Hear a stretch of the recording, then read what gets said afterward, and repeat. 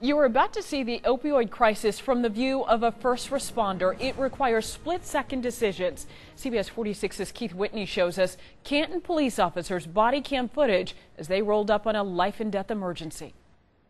You know, a lot of folks are under the false impression that heroin and other opioids are just a problem in urban communities. You know, the ones with blight and crime. Well, this is the suburbs, and that double overdose, yeah, that happened right down there on the highway.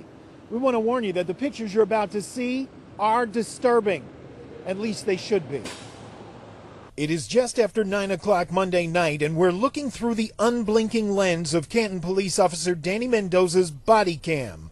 He spotted a pickup truck stopped on the side of the road on 575, and the scene is almost surreal.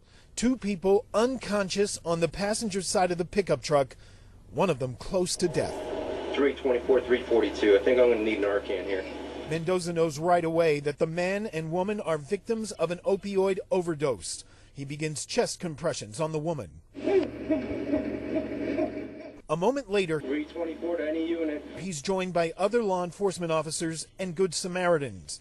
As he continues doing CPR on the woman, in the background you can hear the others focus on the man. I hear that strong heartbeat, okay?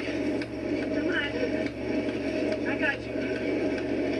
Keep on breathing. Keep on breathing, okay? A few minutes later, and it is very likely that the man and woman would have become two of the nearly 1,000 people who die from opioid overdoses in Georgia every year. Can you hear me? What else can I do? Can you hear me? Good.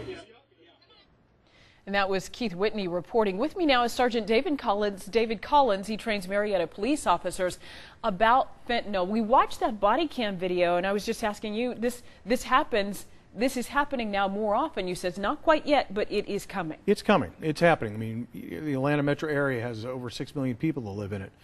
So the numbers just sort of flush out. This is coming in our direction. I mean, it may not be what's being seen in other states, but it is certainly starting to pick up steam here. Yeah, and kind of take us through the steps of how Narcan and naloxone are saving lives on the streets right now, because that's something really a lot of departments have with them when they head out.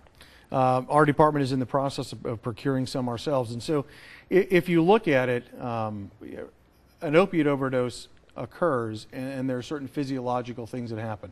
A reduction in consciousness all the way down to someone being unconscious, unresponsive, and not breathing. It knocks out the respiratory drive that a normal person has. So when that occurs, there's a finite window of opportunity to actually do something for this person.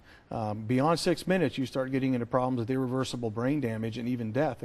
So the faster that we can arrive, we can diagnose, or not say diagnose, but we can determine what the problem is, and we can administer a medication like naloxone for the opioid overdoses, the greater the probability this person is going to be revived from that and have a good outcome. And quickly, tell me a little bit about when first responders head out. How is fentanyl a threat when they arrive on the scene?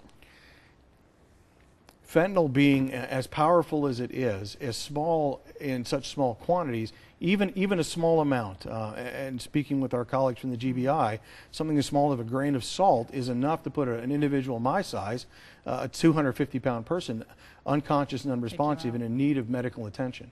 So as we see that from a law enforcement standpoint, we start having to take precautions in using personal protective equipment to ensure not only that we're safe, that anybody else who will come after us to render medical aid are also safe.